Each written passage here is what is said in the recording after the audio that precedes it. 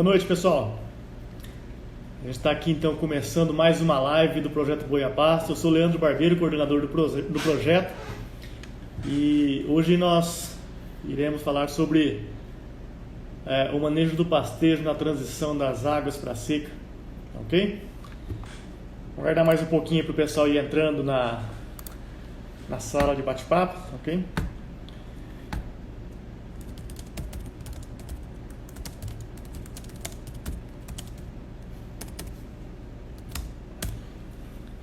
Lembrando que eu vou tentar permitir o acesso de vocês para participarem ao vivo da live. Então, basta vocês pedirem aqui para participar. Já tem uma solicitação aí de participação, e aí eu vou aceitar essas participações. Ou então, vocês podem clicar aqui embaixo, né, para fazer a pergunta aqui na interrogação. Façam as perguntas que aí eu vou respondendo à medida que elas vão surgindo. Também quem participa do nosso canal lá no WhatsApp do Projeto Boi a Pasto pode fazer pergunta por lá. Eu estou conectado aqui, eu vou responder a pergunta que vem do nosso canal do WhatsApp também, tá? Lembrando que essa live ela vai ter duração máxima de 1 hora. Quem porventura perder algum momento dela, não puder participar totalmente, ela vai ficar no nosso canal lá do YouTube do Projeto Boi a Pasto, então vocês podem acessar em um segundo momento. Perguntas que não forem respondidas durante essa live, vocês podem deixar pra gente lá no nosso canal do Instagram, que a gente vai estar respondendo elas à medida do possível que a gente vai acessando essas perguntas, ok? Eu vou verificar aqui, nós temos algumas solicitações para participação. Eu vou aqui participação online com a gente. Assim que a pessoa entrar, a gente faz um bate-papo, tá? Eu gostaria só de lembrar vocês também, enquanto vem a primeira participante aí, sobre aqueles 10 pontos que nós deixamos à disposição de vocês para a gente refletir um pouco e focar na live de hoje sobre transição das águas para secas. Então, como está o estoque do nosso suplemento para secas, como está a massa de forragem da fazenda, se meu pasto sementeou ou irá sementear, se você está entrando em reprodução, como estou manejando meus pastos em lotação contínua, como estou manejando na lotação rotativa, ocupação longa ou curta, como está a lotação da minha fazenda, já programei a diminuição da lotação da fazenda para essa época da seca, se eu faço adubação dos meus pastos nessa época, e como que nós fazemos a suplementação estratégica. Então é importante a gente focar nesses 10 pontos. Obviamente que pode ter mais alguma dúvida aí de vocês para a gente tá fazendo esse bate-papo hoje, mas focar no manejo do pastejo, a transição das águas para secas, ok? Deixa eu ver se tem mais alguém solicitando participação aqui. Vamos lá.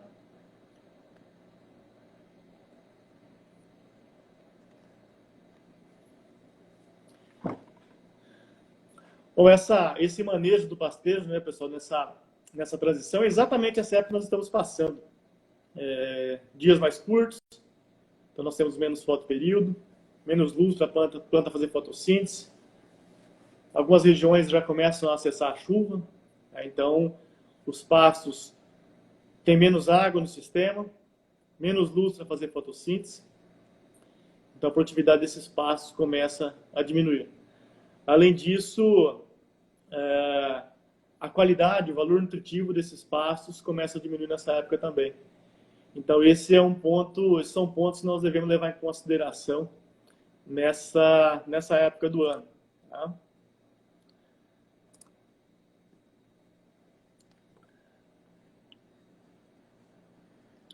Tentando aqui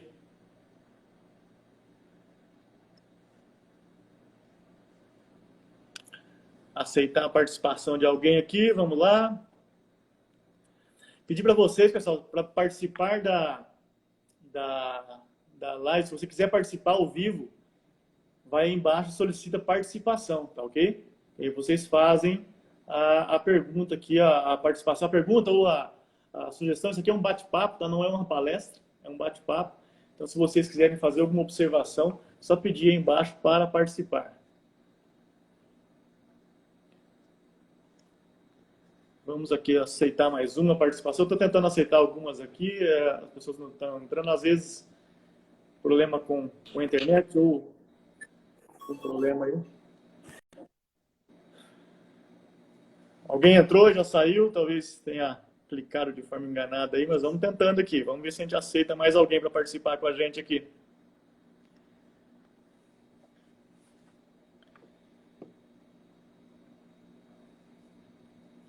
Vou começar a fazer as observações. Boa noite, doutor Antônio, Ricardo Sestes. Como é que está o senhor? Tudo bem? Seja bem-vindo à nossa live, doutor Ricardo. Tá bom.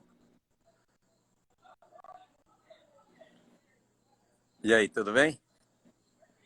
Doutor, eu não consigo escutar muito bem o senhor. Está cortando um pouco o seu sinal? O meu sinal aqui na fazenda tá.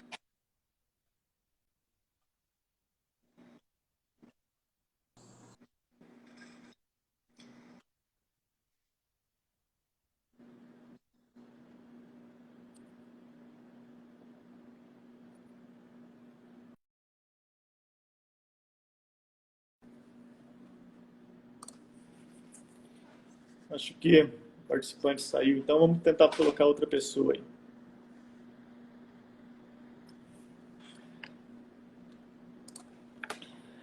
Então eu estava dizendo sobre essa época da transição que nós estamos, a questão do nosso estoque de mineral. Então, o primeiro ponto, como está o estoque de suplemento para secas?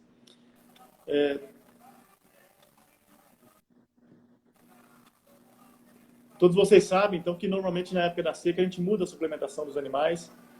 Alguns animais recebendo proteinado, a gente trabalhar com vacas de cria recebendo muitas vezes um ureado, tá? Então é importante vocês se atentarem para esse estoque. Muitas vezes a gente deixa para a última hora, né, para fazer essa compra, essa aquisição, isso acaba demorando. Depois que ele mandou o áudio, acabou. Acaba demorando a chegar na... Mas você acha que se pôr ali mais perto fica melhor? Fica. Fica? Acaba demorando a chegar na fazenda, então é importante que a gente se planeje, né? Porque, como eu disse para vocês, os pastos começam a diminuir a quantidade de nutrientes que eles têm nessa época. Então é importante que a gente já comece a fazer esse planejamento com o nutricionista que auxilia vocês aí na fazenda, no sentido de programar esse estoque aí para a seca. Tá? Então esse é o primeiro ponto que a gente tem que levar em consideração.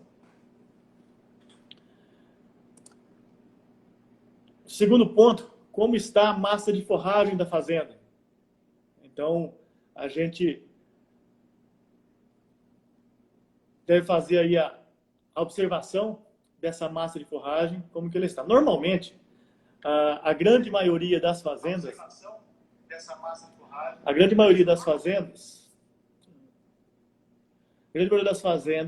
nessa época do ano, ela tem a sua maior massa acumulada, a sua maior massa em estoque, dentro da fazenda. Então, a princípio, é onde que a gente tem a maior quantidade de oferta de forragem, é quando a gente chega no final da época das águas.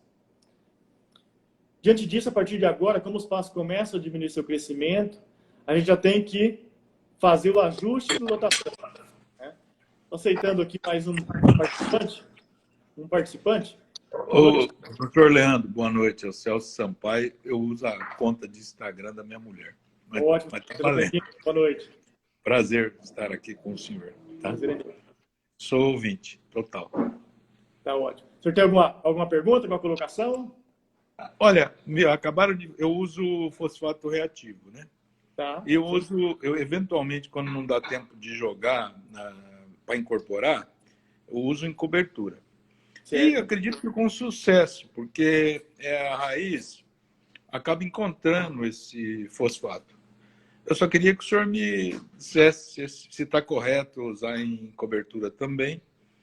E também tem o seguinte, quanto menos a gente... Se eu tenho bastante plantas, se eu não tenho invasoras e eu estou precisando só dar mais vida para aquele solo, eu acho que o ideal é não revirar, né? Sem dúvida.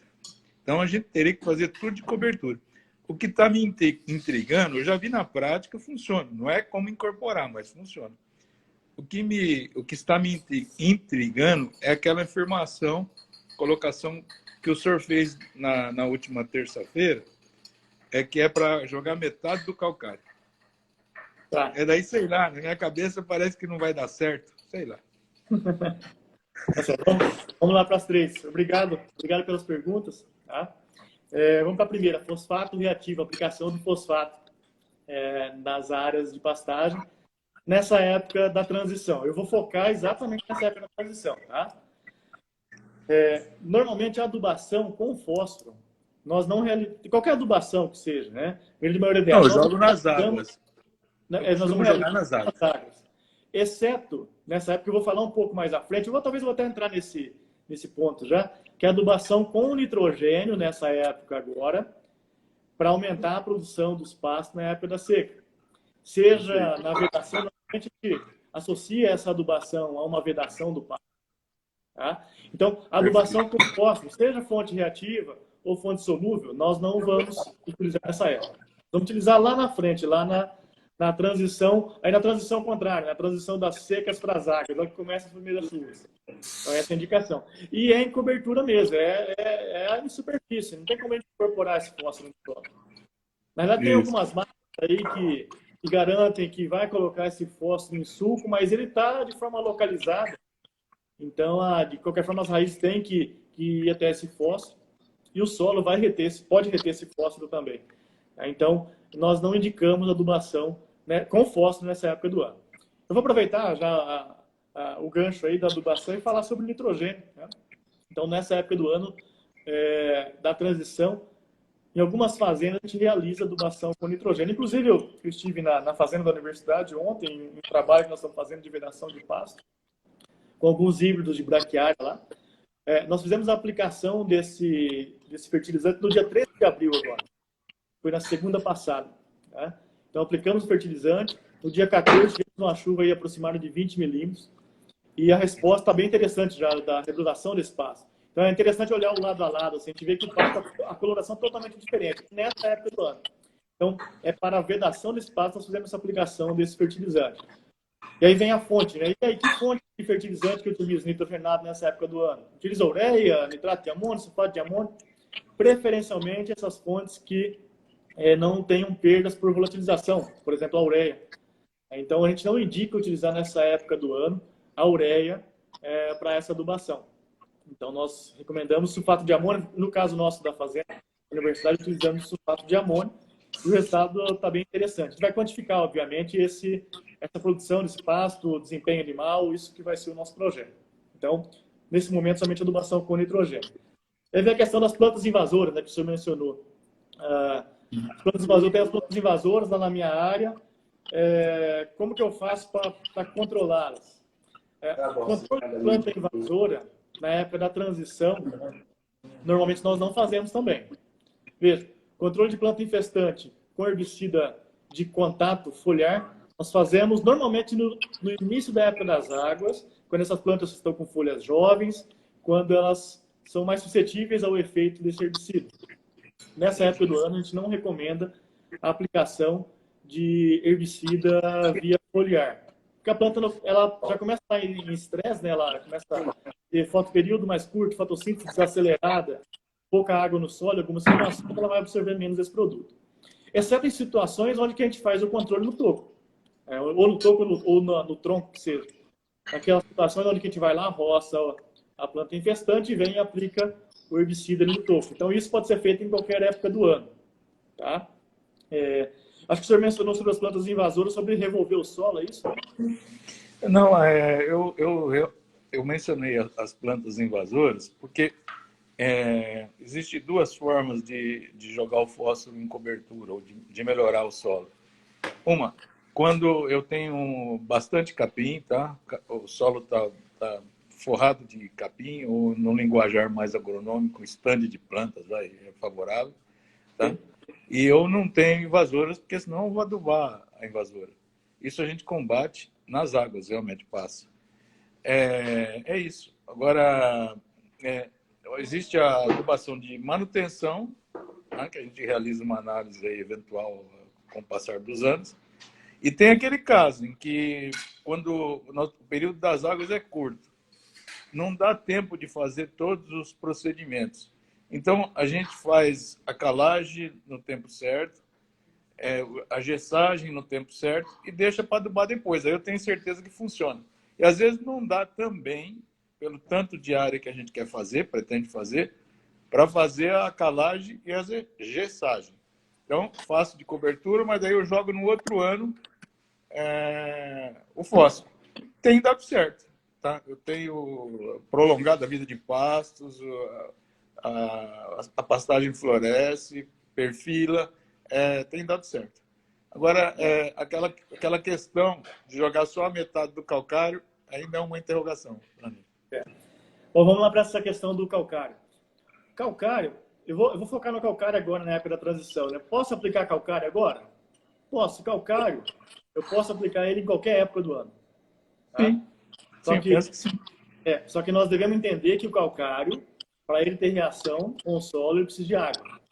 Sim. Então, o calcário, se eu aplicar ele agora, eu tenho que entender que na época das secas, uma quantidade de calcário ela não vai reagir, ela vai ficar ali no solo, ela vai voltar a reagir a hora que eu tiver a água novamente. Então, nós podemos fazer agora. Vamos voltar na dúvida do senhor que eu falei na live passada sobre aplicar meia dose. É isso mesmo. Nós aplicamos meia dose, tá? Só que eu vou dar um exemplo aqui. Eu fiz uma análise de solo, minha análise de solo pediu que eu aplicasse 2 toneladas de calcário por hectare, dose cheia. Tá? Então, eu vou lá, nesse ano, aplico 1 tonelada, deixo esse calcário reagir com essa solução do solo e movimentar um pouco no perfil do solo, que essa movimentação ela é muito lenta e ineficiente. A hora que meu calcário está 100% reagido, eu venho e faço essa nova aplicação da segunda meia dose. Quanto tempo que isso demora normalmente aí, na prática, a gente tem recomendado? Normalmente, de uns 3 anos, a gente volta e faz uma segunda aplicação. Tá? Então, não significa que nós vamos só aplicar meia dose. Significa que nós vamos dividir ela em 2, em um horizonte de 6 anos, por exemplo. Onde que, se eu aplicasse uma dose só, eu teria essa ação desse calcário durante 5, 6 anos, dependendo do sistema de exploração, eu faço em 2. E por que fazer em 2? Aí vem a pergunta, mas se eu posso fazer em 1, por que eu vou fazer em 2, aumentar meu operacional? Porque quando eu faço essa aplicação dessa dose, esse exemplo, de 2 toneladas de calcário, e ele fica em superfície, nós criamos o que nós chamamos de supercalagem no solo. Eu disponibilizo principalmente micronutrientes nessa camada superficial do solo, onde que está a grande quantidade das raízes da minha planta forrageira. Na camada arável do solo, que é na camada de 0 a 20 centímetros, nós temos aproximadamente 80% da massa de raiz. Então, se eu indisponibilizo um micronutriente na minha camada superficial, eu posso ter problema nutricional com esse meu capim. Por isso nós dividimos em 2. Agora, quando eu faço a incorporação no solo, eu não divido em 2, não. Aplico uma vez só, porque eu vou incorporar ele no perfil do solo, e aí segue. Não tem problema nenhum. Perfeito. Mas a partir do momento que eu aplico metade da dose recomendada em análise, eu já choveu, tá? Vamos trabalhar em cobertura. Choveu, deu tempo para descer um pouquinho esse calcário, para começar a fazer efeito. Eu já estou habilitado a adubar? Habilitado sim, mas se eu fosse fazer uma recomendação, se eu fosse fazer um planejamento na fazenda para o senhor, eu faria o seguinte, olha, esse ano, 2020, nós vamos fazer uma calagem superficial, meia dose. 2021, nós entramos com adubação. Eu estou considerando um sistema, não é um sistema intensivo, tá? Estou considerando um sistema menos intensivo. Um sistema que faça aí uma adubação por ano, talvez, às vezes intercala ano sim, ano não, sem fazer adubação. Agora, em um sistema extremamente intensivo, onde se parcela a adubação 4, 5 vezes na estação de crescimento, fez o calcário aí na época da seca ou agora mesmo, a hora que começa as águas, você entra com adubo. Pode perder tempo. No meu caso específico, eu sou adepto do fosfato reativo. Tá? Então, que é a mesma coisa, né? Você tem que estar com o solo. Mas eu entendi. É o que eu tenho feito, só que eu tenho usado a dose cheia. Num ano eu corrijo, quando não dá tempo, né? no outro eu jogo o adubo balanço, vamos dizer assim. Tem funcionado. O ideal é incorporar. Mas eu vou fazer a experiência jogando 50%. Eu vou marcar 3 anos para poder jogar os outros 50%. E assim nós vamos. Isso. Deu para entender. E é importante também a questão desses fosfatos que não são fontes solúveis. Esses fosfatos solubilizam no solo com um pH mais baixo. Então, nesse caso específico que o senhor está fazendo aí, poderia, no mesmo ano que aplicou o calcário, entra com fosfato também. Poxa, que bom! Que ele vai solubilizar no pH mais baixo. À medida do momento que o pH do seu solo vai aumentando, a solubilidade desse fosfato vai diminuindo, é uma inversa. Né? Então pode utilizar no mesmo ano aí, ó, o joga junto com fosfato, porque o calcário não vai reagir instantaneamente no solo. Perfeito. Né? Tá. Não, isso é muito bom. Né? Foi certo? Bem. Ótimo. Obrigado, viu? Obrigado pela participação e pelos questionamentos. Tá. Obrigado. Um abraço. Uma boa noite. Um abraço. Bom, vamos seguindo então, pessoal, com as perguntas. Deixa eu ver se eu tenho alguma pergunta aqui pelo WhatsApp. Não? Vamos lá, deixa eu ver. Pessoal, tentem fazer a pergunta no campo pergunta aqui, não no comentário, tá? Tenta fazer no campo pergunta aqui embaixo, por favor, para mim ficar mais organizado, que fica mais fácil de eu organizar. Mas de qualquer forma, eu vou respondendo essas aqui.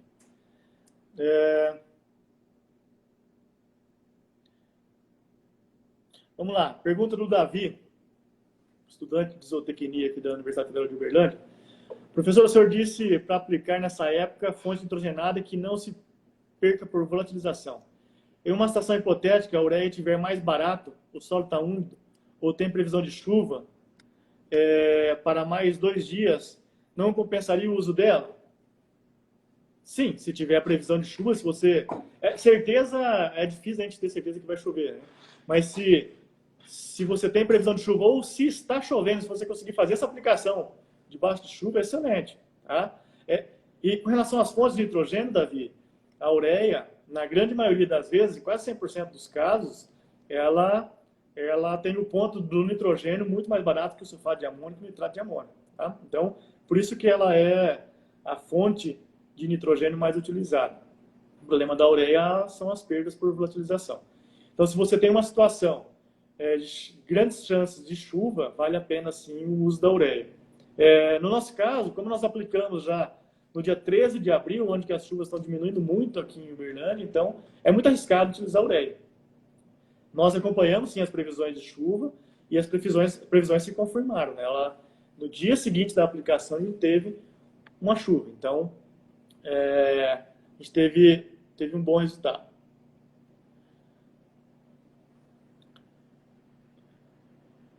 Vou ver aqui mais uma pergunta.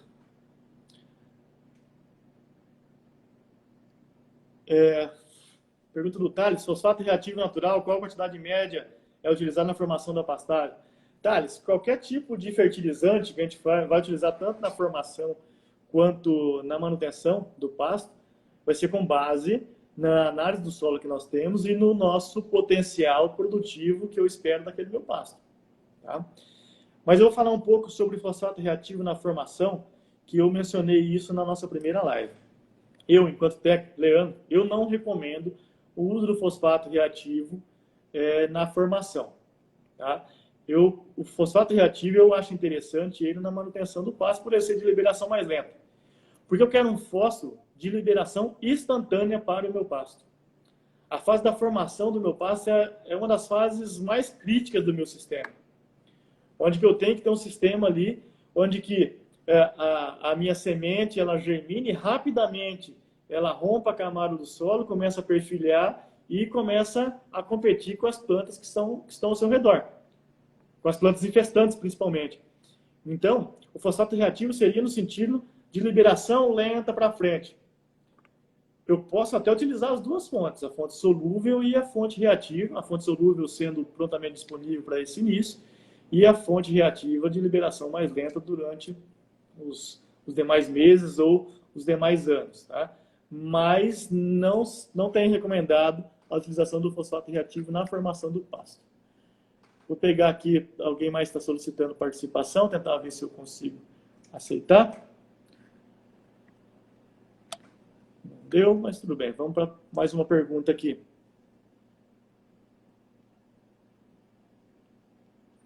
Pessoal, algumas perguntas que não estiverem relacionadas com o manejo do pastejo na transição, eu vou passar, tá? Eu vou deixar para um outro momento.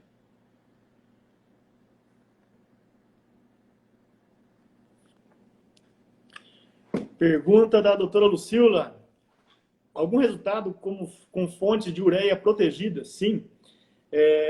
A ureia protegida ela é sim, interessante na utilização de adubação de pastagens nessa época do ano da transição.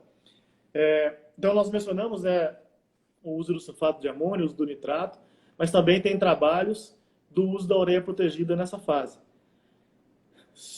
Mas ele vai seguir o mesmo raciocínio, o uso da ureia protegida vai seguir o mesmo raciocínio que o uso do sulfato de amônio.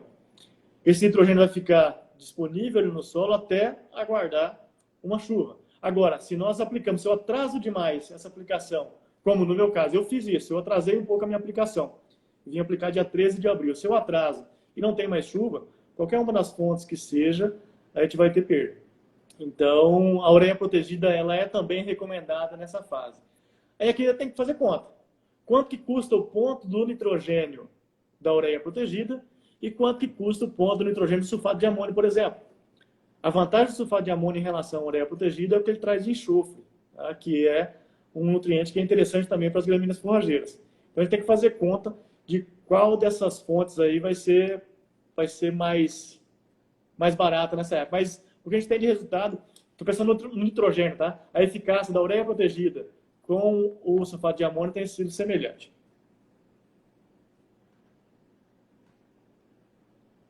Vamos lá, vamos tentar mais uma pergunta aqui. O Helder fez uma pergunta aqui para a gente, quantidade de ureia por hectare na manutenção. Eu vou considerar a observação dele como quantidade de ureia aplicada nessa época do ano, aqui na transição, seja para vedação, ou seja para melhoria desse pasto na época da seca. Seja ureia, seja sulfato de amônio, ou seja ureia protegida, seja nitrato, o que nós recomendamos nessa fase da transição é uma dose de, no máximo, 50 kg de nitrogênio. Se nós considerarmos uma ureia com 45 de nitrogênio, será uma dose aí aproximada de 110 kg, tá ok? Seria essa a dose aproximada. Deixa eu ver se eu consigo aceitar alguém aqui para participar. Então, vamos para as perguntas.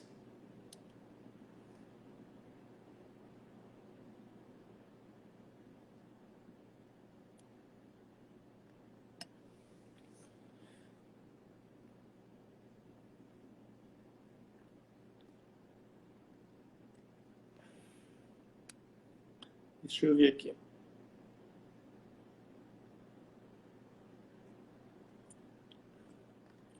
Tentar ver se eu consigo responder mais alguma aqui.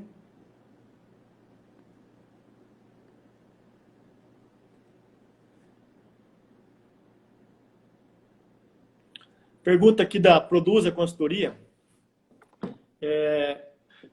Que ele tem uma análise solo, fez agora no final da época das águas, e de acordo com o cálculo dele, a aplicação de 3 toneladas por hectare de calcário. Esse calcário vai por superfície e vou aplicar 1 tonelada de gesso por hectare. Vou esperar acumular 100 milímetros de chuva e fazer as correções com fósforo e potássio. Tá? E logo depois da adubação de nitrogênio, de acordo com a taxa de lotação, a pergunta é: está certo esse manejo? E se pode colocar o gado para fazer pastejo durante a época seca em cima do calcário?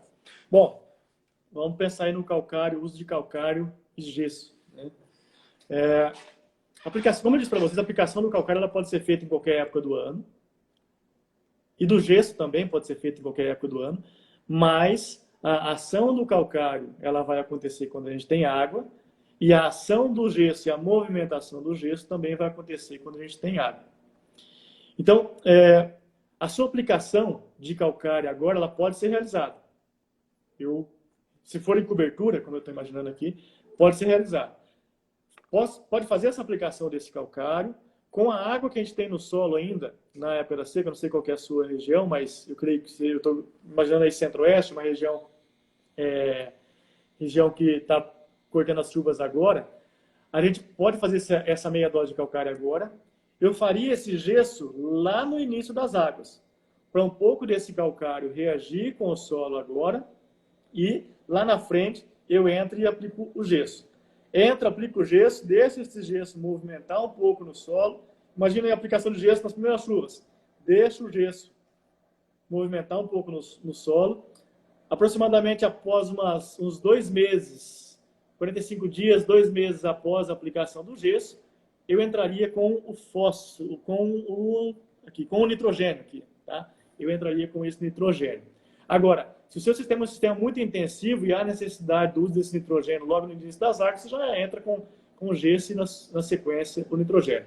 A outra pergunta que ele fez é se eu posso colocar o gado em cima do pasto que está com calcário. Pode, sem problema nenhum. Pode utilizar o pasto onde foi feita a aplicação de calcário. Tem aqui a pessoa solicitando a participação aqui. Vou aguardar a entrada dela na live.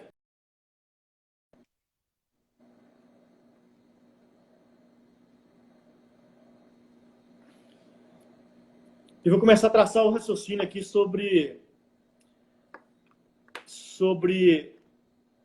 Vamos lá de novo. Sobre as plantas estarem entrando em fase de reprodução. Algumas plantas já entraram anteriormente. Bom, tem alguém participando comigo aqui? Boa noite. Saiu, não está mais. Então, vamos falar da parte de produção de semente dessas plantas, as plantas entrando em reprodução.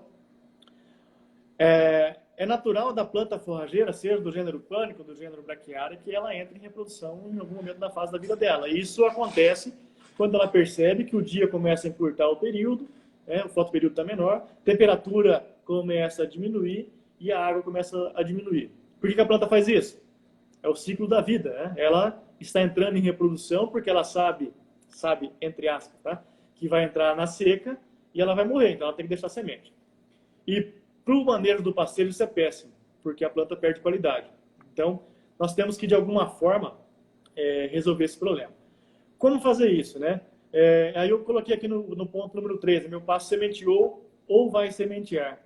O que fazer? Né? Ele vai entrar em reprodução, não tem como a gente evitar isso.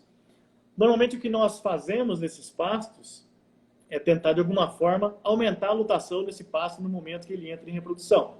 Eu estou pensando aqui na fazenda, uma fazenda que está manejada com lutação contínua, tá? Então a gente começa a colocar o gado nesses pastos que estão sementeando. Para que eu faço isso? Para que os animais comecem a consumir essas plantas, consumir as inflorescências, consumir essas plantas que entraram em reprodução, comece a entrar mais luz no dossel, e o pasto começa a perfilhar da base, porque ele tem ainda capacidade de perfilhamento, que a gente está na época das águas ainda, não tem chuva, para ter um pasto de melhor qualidade para seca. Então esse é o nosso objetivo, tá? Quando eu estou pensando em rotação contínua. Quando eu vou lá para o rotacionado, a gente vai nas fazendas de rotacionado, a gente observa aí, Mombaço, por exemplo, hora que a gente vê, vem tudo de uma vez e floresce tudo de uma vez. E aí? Como manejar o pastejo na época da transição em um rotacionado de Mombaça, de Tanzânia, de Zuri, que seja, que o meu capim começou todo ele a florescer. O que nós recomendamos nesse caso é que você faça a rotação mais rápida desses animais no pasto. Imagine que você tem um rotacionado aí de ocupação de 4, 5 dias. Começa a fazer a ocupação desse gado no pasto a cada 1 dia. Roda esses animais nesse pasto a cada 1 dia, para esses animais consumirem esse pasto que está entrando em reprodução. E quando que eu faço isso? Quando eu observo que emitir inflorescência? Não. Quando o perfilho começa a emitir a folhinha bandeira lá, a hora que a gente fala que começou a emborrachar. A hora que eu percebo que a inflorescência vai sair de dentro do perfilho, eu já começo a rodar o gado mais rápido, para eliminar essas inflorescências. Tá? Então é interessante, eu estive na fazenda ontem e da universidade, nós temos um rotacionado de Mombaça lá. Eu já acompanhei, já rodei aqui na região, a gente vê bastante rotacionado de Mombaça e tudo florescido. E o pessoal vai falar, professor, o que faz? A recomendação que eu falo é essa, rode o gado mais rápido. E é o que a gente está fazendo na nossa fazenda lá. A inflorescência nossa é muito pequena. A gente diminui a quantidade de inflorescentes que a gente tem no pasto. Então a recomendação é que vocês rodem o gado mais rápido nessa época do ano. Vou aceitar aqui mais uma participação. Tá? Enquanto isso, eu vou falar um pouco. Boa noite. Ai, caramba. Acho que ela entrou enganada, mas vamos lá, vamos para uma pergunta.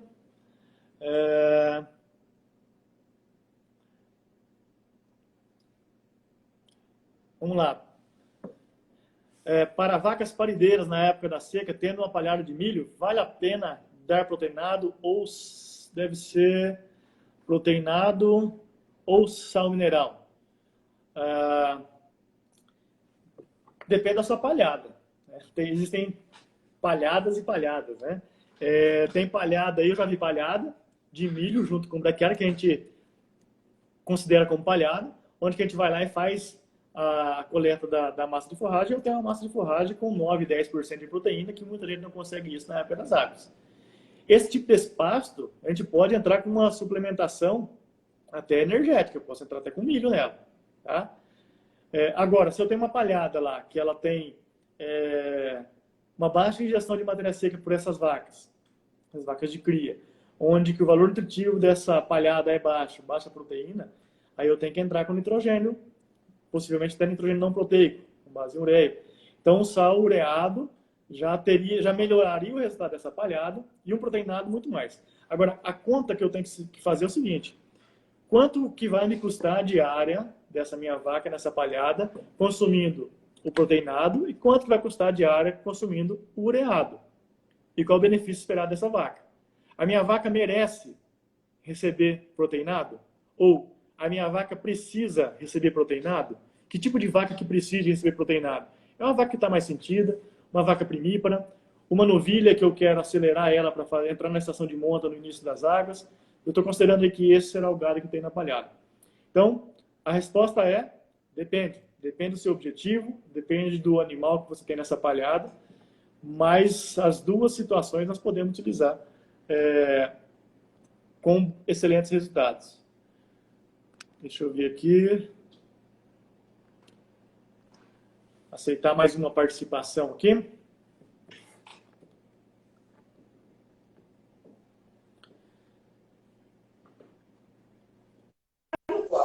Mestre, ainda vai. Boa noite. Pessoal, pedi para vocês para solicitar participação, só se vocês quiserem fazer alguma pergunta, tá? Então, solicitem apenas se forem fazer alguma pergunta, por favor. Deixa eu entrar nas perguntas novamente aqui.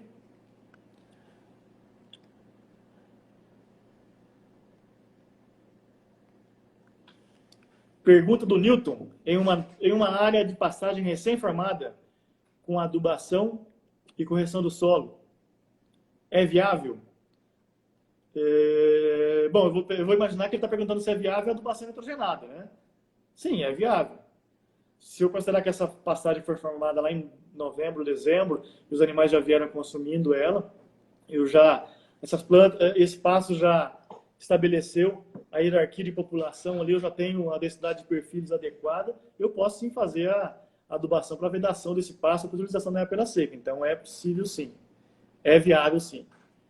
Vou ver mais uma pergunta aqui.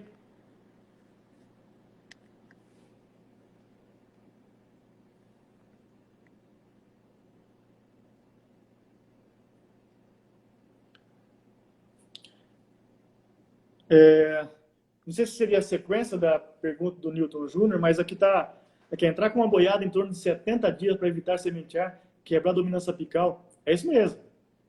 Eu não sei, não precisa de 70 dias, tá? Vai depender muito da lotação, do que você coloca de gado nesse pasto e começa a rodar ele.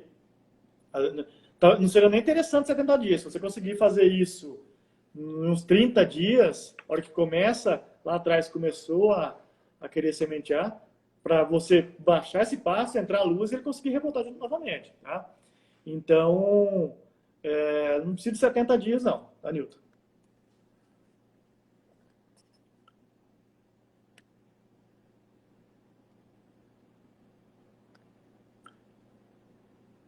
Pergunta do Davi aqui, como acertar o manejo de transição água seca no Marandu, sendo que fevereiro, março, ele começa a sementear. É exatamente isso que nós estamos falando, Davi. Aí a sequência da pergunta dele, concentrar sua fluorescência de tal forma que chegue na seca com pouca inflorescência e massa. É o que eu disse para você, olha, que você percebe que o Marandu começou a sementear, você entra com gado. É interessante, eu vou aproveitar a pergunta do Davi e fazer uma observação aqui com dois cultivares de Braquiária brisanta da Embrapa, que são muito parecidos, têm produção bem semelhantes e até morfologicamente são muito parecidos, que é o Marandu, braquiarão, né, ou o Piatã. Os dois capins são excelentes. E eu acho bem estratégico utilizar os dois dentro da fazenda. O Marandu, Davi, ele tem um florescimento um pouco mais tardio. Eu vou considerar a nossa região aqui, tá? Triângulo Mineiro. Ele tem um florescimento um pouco mais tardio. Normalmente, o florescimento aí vai... Vamos pensar em março. O Piatã tem um florescimento um pouco mais precoce. Mas, independente da época do florescimento, se o Marandu ele tem uma tendência a florescer em março, o Piatã vai florescer um pouquinho antes. Se o Marandu na sua região vai florescer em fevereiro, o Piatã vai florescer um pouco antes. Aí que vem o pulo do gato. Esses dois capins dentro da fazenda é interessante. Em que sentido? O Piatã, se ele floresce antes, tá? Se ele floresce, imagina que ele está florescendo em março, o Marandu, e o Piatã começou a florescer lá em fevereiro. Em fevereiro, eu já entro com lotação pesada em cima desse Piatã e boto remover inflorescência e boto fazer esse pasto perfilhar. Para quê? Para vedar esse pasto para seca. E o braquiarão, posso fazer o mesmo manejo? Posso fazer o mesmo manejo. Vou lá, entro com gado pesado, baixo esse pasto, faço ele perfilhar para fazer vedação para seca. Qual que é o problema do braquiarão nesse caso? A seca está mais perto para ele. Ele perdeu um mês em relação ao Piatã. Então o Piatã é um capim bem interessante para utilizar na vedação do pasto, se eu fizesse manejo. A hora que ele começa a florescer, eu vou lá e entro com lotação pesada em cima dele, coloco o gado, e aí eu vou ter pasto de qualidade para a época da seca. Vamos lá, mais perguntas aqui. Eu só vou dar preferência para as perguntas que estão vindo aqui na interrogação, tá? Tem uma pergunta aqui sobre formação de pastagem com duas variedades. Não vou falar, porque essa não é época de formar pasto, tá? Então nós vamos falar isso em uma outra live sobre formação. Pergunta do Paulo Holanda. Hoje pouco se fala no uso dos micronutrientes, muito se preocupa com NPK. Quanto isso me impossibilita alta produção? Paulo, nós temos feito alguns trabalhos de aplicação de micronutriente na época da transição. Agora, tá? Nessa fase aqui. Eu fiz um trabalho no ano passado, na estação da seca do ano passado, onde que nós fizemos esse manejo que eu estava falando agora há pouco para vocês. Nós fomos lá, rebaixamos o pasto para esse pasto perfilhar. Após o manejo desse rebaixamento, eu entrei com uma lotação de 50 UA por hectare, com vacas. Rebaixei esse pasto, joguei ele lá embaixo. A hora que ele começou a rebrotar, que ele começou a colocar folha, tá? A hora que ele começou a colocar folha, eu fui lá e entrei com ureia. Naquele caso foi ureia, porque eu ainda tinha chuva. Eu entrei com ureia aplicada via tratorizada, tá? Via a lanço. E seguida da ureia, eu entrei com adubação foliar. Que continha ali zinco, molibdênio, manganês, tá? A ureia eu apliquei nas duas situações. O experimento foi com a aplicação do foliar, do micronutriente, e sem aplicação do foliar. O resultado que nós tivemos de pastejo para a época da seca foi de uma produção a mais de 7 arrobas por hectare. 7 arroba por hectare, pessoal, é quase que 2 vezes a mais a média brasileira de produção de carne. E nós tivemos esse a mais só com o fornecimento do micronutriente nessa fase para a planta, tá? Então, é interessantíssimo, sim, o uso de micronutriente. Pouco se fala de micronutriente em pastagem. Mas eu, com o meu grupo de pesquisa aqui em Uberlândia, no Projeto Goiapaz, a gente tem trabalhado bastante com micronutriente, inclusive estamos com vários ensaios no campo, atualmente, com o uso de micronutriente. Então, NPK é importante? É importantíssimo. E micronutriente também. Se lá na soja, na cana, no milho, ele é importante, por que no pasto não é? O pasto ele não extrai nutrientes igual uma cultura extrai. Então, eu tenho a necessidade de fornecer os micros também para o pasto. Vamos ver aqui mais uma pergunta. Pergunta do Aurélio Rosa. Qual a melhor época do ano para coletar solo para fazer análise? E que análise deve ser feita? Deve ser feita, deixa eu ver aqui, em módulo... Deve ser em módulo de rotacionado? Enfim, a pergunta cortou aqui, tá, Aurélio? Aurélio, época do ano de se fazer a coleta de solo, qualquer época do ano. Tá? Normalmente, a gente recomenda que se faça a coleta do solo numa época que você consegue, com o equipamento, ir lá coletar o solo. Você ir coletar solo lá em agosto, setembro, só se você tiver a equipe do Projeto Goiapaz lá para te ajudar, né? O pessoal ir lá para coletar solo. Caso contrário, brincadeira, pessoal. Estou brincando aí com a minha equipe, mas a minha equipe é muito eficiente e a gente tenta levar eles para fazer coleta de solo aí nas condições mais favoráveis também. Então, as condições favoráveis é o quê? Umidade do solo. Então, se você vai fazer via sonda ou via enxadão, enfim, via broca motorizada, na época das águas é o mais interessante. Então, você pode fazer em qualquer época. Que tipo de análise fazer em módulo de rotacionado? Quando se fala em módulo de rotacionado, que a gente está trabalhando com alta taxa de aplicação de fertilizante, eu faço uma análise completa lá de macro, micro, enxofre, matéria orgânica, tá? Não economize com análise solo. Tá? Então, não vamos economizar com coleta em análise de solo, não. Vamos ver aqui, pessoal. Tá cheio de perguntas aqui. Eu estou pegando a sequência aqui, tá?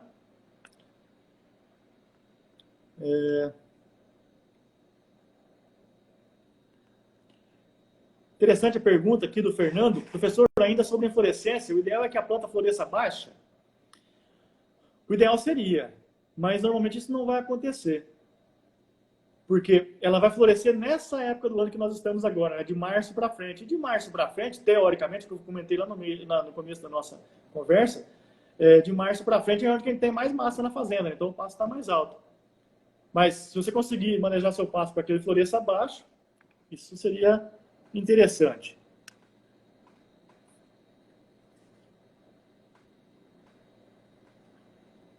Deixa eu ver aqui. Pergunta do Caico Santos. Fosfato reativo posso aplicar na transição? Essa aplicação seria anual? Na transição agora, né, cara? Que nós estamos mencionando a transição das águas para seca. Eu confesso para você que eu prefiro fazer ele na transição secas para as águas. Tá? Para que esse fósforo possa ser liberado lá na frente. Então, se eu tiver que escolher uma época para fazer a aplicação do fosfato, tanto o fosfato reativo quanto o fosfato solúvel também, pessoal, a fonte solúvel, eu faria lá na transição, lá nas secas para as águas. Na realidade, entrando nas águas já. Tá?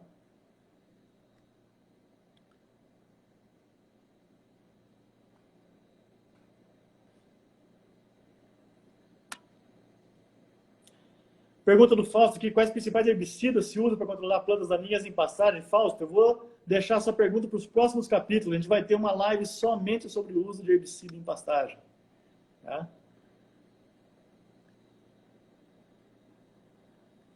Vamos lá.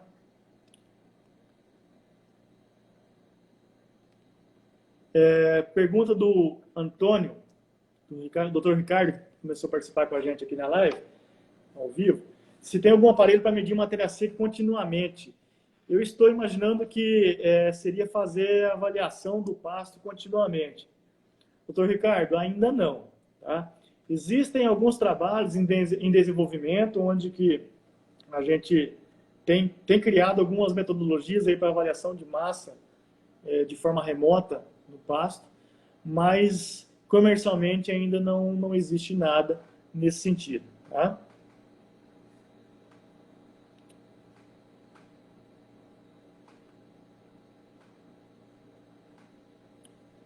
Pergunta do Henry Teles: como comparar os custos da ureia protegida com a ureia normal? Quando compensa a primeira? Tá? Normalmente, a gente tem... Lógico, vai depender muito da situação que você tem, de clima, quanto tempo que vai demorar para chover. Mas, na prática, o que a gente tem recomendado é que quando a ureia protegida, se ela custar 30% a mais do que a ureia normal, até 30%, tá? Até 30% a mais, vale a pena aplicar ela.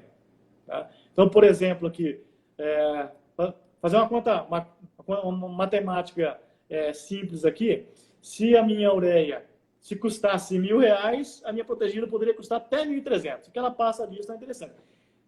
Veja, se a gente tiver condição climática favorável. Tá? Então, não adianta nada a gente ficar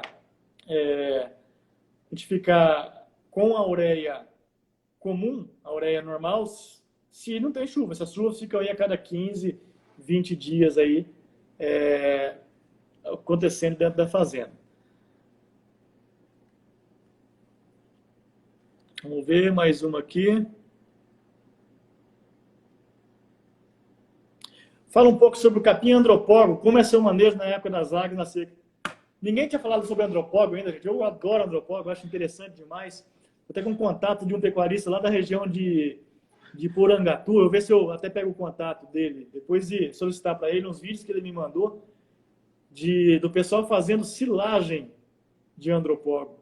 O Miguel Paulo, do GPB, publicou em alguns grupos. Eu entrei em contato com esse pecuarista e ele mostrou uns resultados interessantíssimos do andropólogo. O andropólogo é um excelente capim, mas, como todos os capins que são excelentes, né, a gente tem que tomar muito cuidado com ele, com o manejo. O capim andropólogo, se a gente deixar ele nessa época da transição agora, ele vai subir, vai para 2 metros, 2,5 metros, vai botar semente e o gado vai ter dificuldade de consumir esse pasto na época da seca. Então, o andropólogo é interessante, desde que eu tenho o pasto bem formado, tá, pessoal? É interessante em tentar ir mantendo ele mais baixo nessa época também. E segue o mesmo critério do braquiarão, do piatã, que eu mencionei para vocês, do pânico. Começou a sementear, entra com gado nele.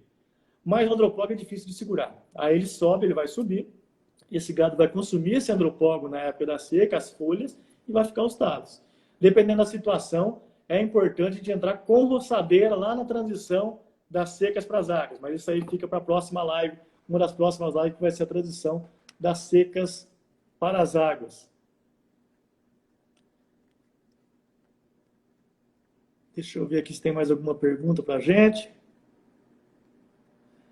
Pessoal, eu estou dando preferência para as perguntas que estão aqui no quadro de perguntas, tá? Pergunta aqui do Luiz Daniel. Quando você escolheria vedação e quando fenação? Luiz Daniel, a vedação, muita gente chama aí no campo de produção de feno em pé. Na realidade é um termo errado. Feno é o produto da gramínea forrageira conservada via desidratação. A desidratação ela acontece porque a gente vai lá, faz a ceifa, corta a forrageira, ela desidrata. A vedação é diferente. A desidratação acontece pelo processo fisiológico natural da planta, que é na época da seca ela perder água. Tá? Então são coisas totalmente distintas. Inclusive a qualidade. A qualidade do feno, se eu considerar o mesmo capim, tá? A qualidade do feno, se bem feito, tende a ser superior à qualidade do pasto diferido. Quais são as vantagens e desvantagens? Né? Vantagem do feno é a qualidade, que eu mencionei para você. Né? E se eu fizer o feno, eu faço ele na época das águas, esse pasto ele pode rebrotar e ainda ser utilizado para a época da seca.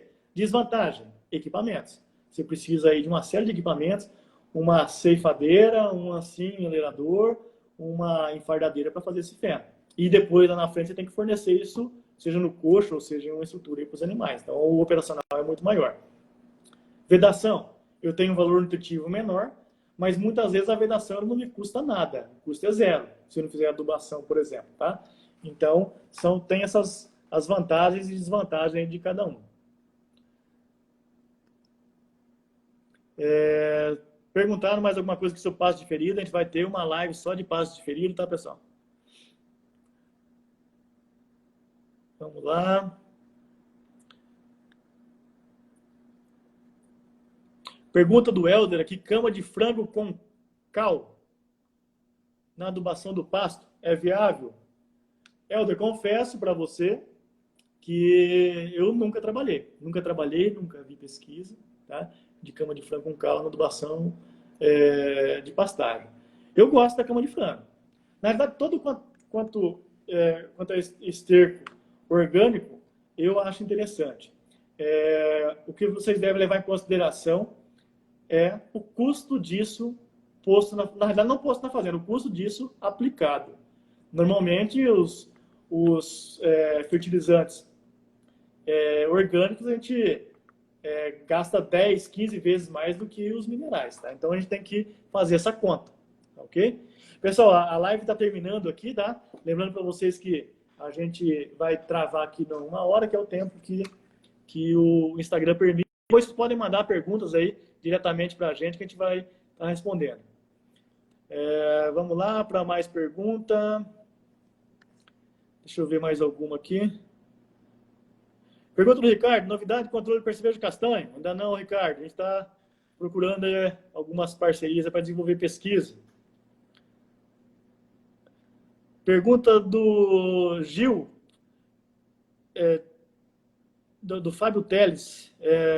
Se pode fazer adubação foliar junto com herbicida para a folha larga? Sim. O adubo foliar ele ajuda aí tanto na absorção do herbicida pela planta daninha e também ajuda essa planta a rebrotar melhor. Emerson, você está me ajudando aí? Onde que eu consigo verificar o tempo que está para acabar aqui, Emerson? Por favor. Fazenda Brinquinho, lá do Henrique. Henrique, ele perguntou aqui se faz sentido o uso de micronutrientes, molibdênio, se ajuda no metabolismo de nitrogênio, manganês e zinco têm funções importantes na fotossíntese.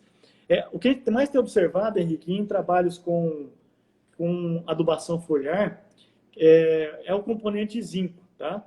Então, o componente zinco, ele é o que tem dado resultados mais interessantes aí. Obviamente que é importante a gente fazer tanto análise de solo quanto análise de planta também, para verificar se tem algum componente que está faltando naquele solo. A análise foliar a gente consegue também ter esses parâmetros.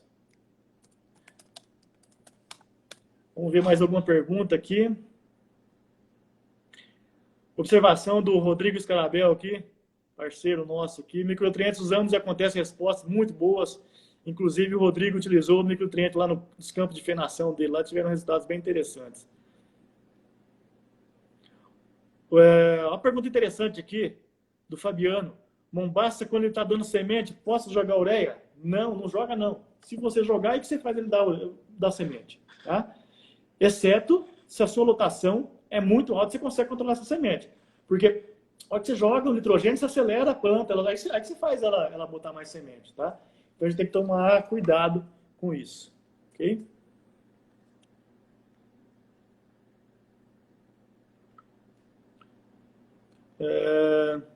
Opinião sobre passo de ferido, eu gosto. Nós vamos ter uma live disso. Vamos lá, deixa eu achar mais alguma pergunta aqui. Pergunta aqui sobre área de reforma, né?